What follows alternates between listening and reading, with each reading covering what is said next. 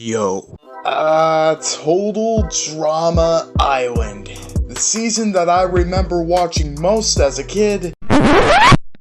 Wait. Hold on a second, hold on. I think I've done this before, right? I have to have. I don't know, though. Wait, hold on a second. Wait, I got it. It makes so much sense. You guys ready? It's so simple. I can't believe I didn't think about this. I didn't get any sleep last night. See?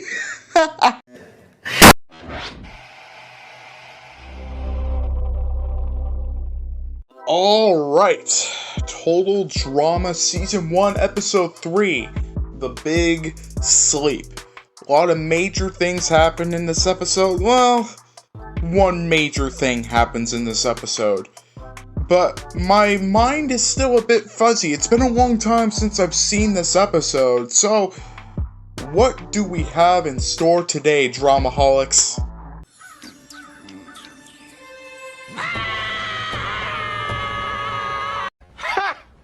Gay! Oh, come on! Alright, let's think about this rationally, alright? Let's get this video out quick before Viacom— oh, I'm sorry. I mean Teletoon comes after me, okay? This is gonna be a great review, alright? Let's get this Big Sleep review started. It's gonna be a piece of cake. Piece of cake.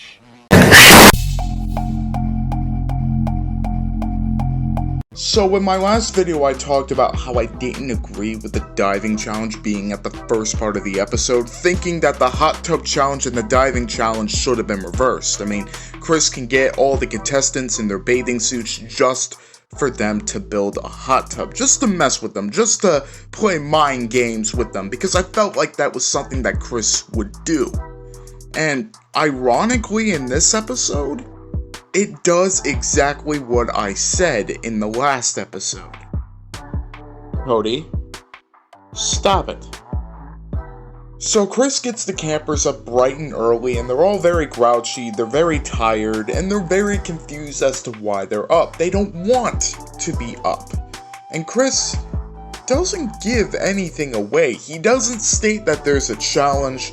All he wants them to do is run a mile. That's all he wants them to do. Run a mile to the mess hall. And very begrudgingly, they begin to do so. And Eva isn't really taking the news very well, is she? Can't catch breath. Must have condition. Yeah, it's called overeating. Look into it. After that hilarious burn by Heather, eventually the entire team of the Screaming Gophers make it to the mess hall first. As soon as Harold comes in, Courtney starts antagonizing him for not making it to the mess hall first along with the Killer Bass, which further proves why I don't like Courtney as a character. I mean, I get her character, but at the same time, I don't have to like it, you know? So the Screaming Gophers start celebrating because they think that they won a challenge, but Chris quickly tells them that he never said it was a challenge. So before the Gophers start getting angry, Chris unveils a big feast, and considering the fact that they haven't eaten the greatest food up to this point, a lot of people are very happy about this. So after eating a majority of the buffet, the contestants are still thinking that this is still some part of the challenge. They just don't know what it is. Chris isn't giving any answers, but Chris again laments that eating it wasn't a part of the challenge. The challenge is starting very soon.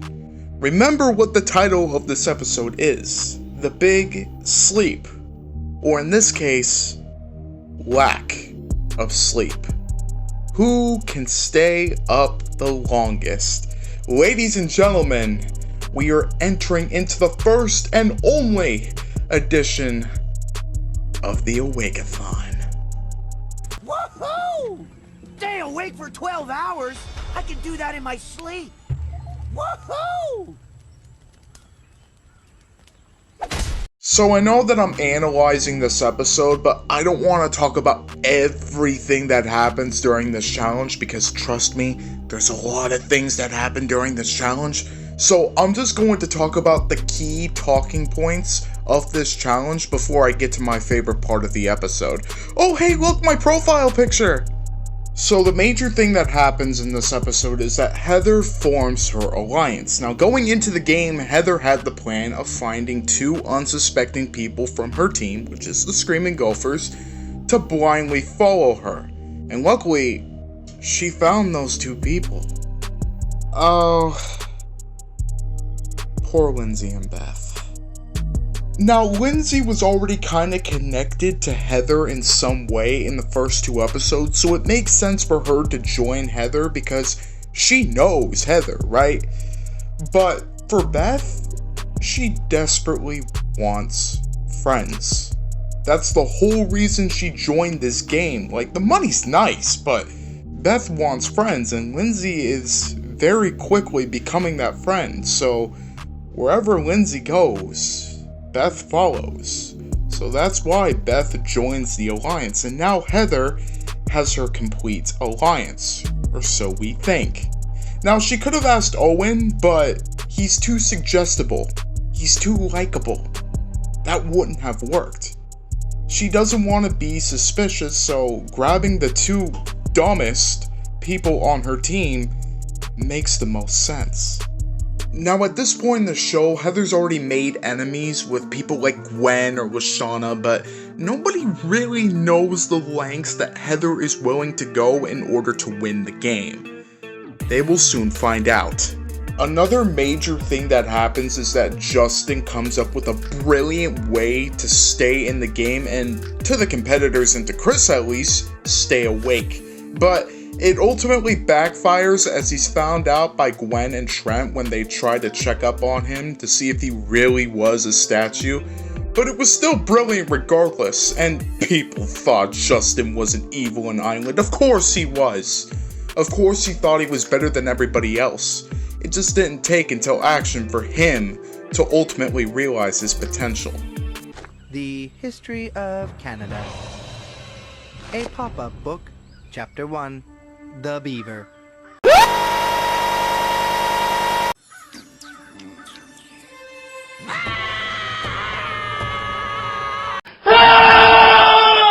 Another major thing that happens is that Duncan pranks Harold once again, and I don't know, man. I like Duncan and Island, but some of these pranks that he does to Harold are so unnecessary to me. So the Awakeathon goes on for a couple of days until it reaches its final two, Gwen and Duncan. And Gwen and Duncan are talking big game, they're talking trash, and it looks like it's going to be a very long battle. And Gwen is sitting there kind of contemplating everything until we find Duncan sleeping in the can, which ultimately lands the Screaming Gophers its second victory in a row, and now, once again, the Bass need to eliminate somebody. Ah! Where is my MP3 player? One of you must have stolen it. I need my music.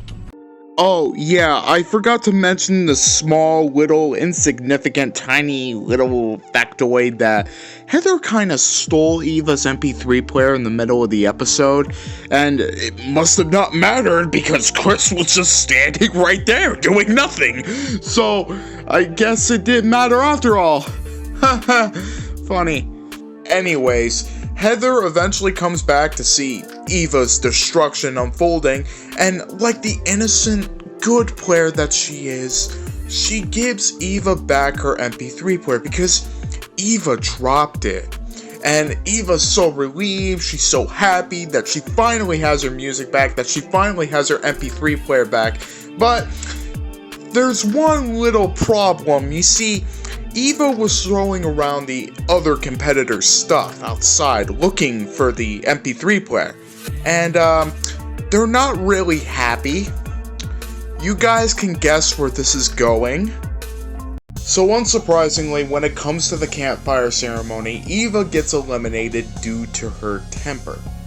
Everyone on the bus is really relieved that Eva is finally gone, but Heather eliminated Eva.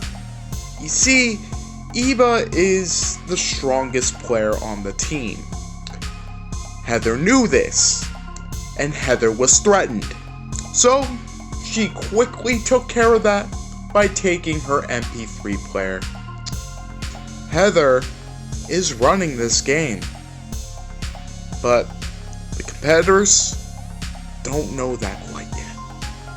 And that, ladies and gentlemen, is the third episode of Total Drama Island Reviewed. I'm so proud with how this video turned out. I'm so grateful, and I just want to thank everybody for the support over these last two videos. It really means the world to me, especially with the fact that we recently reached 70 subscribers, which is an insane accomplishment, and I want to thank you all for enjoying the content.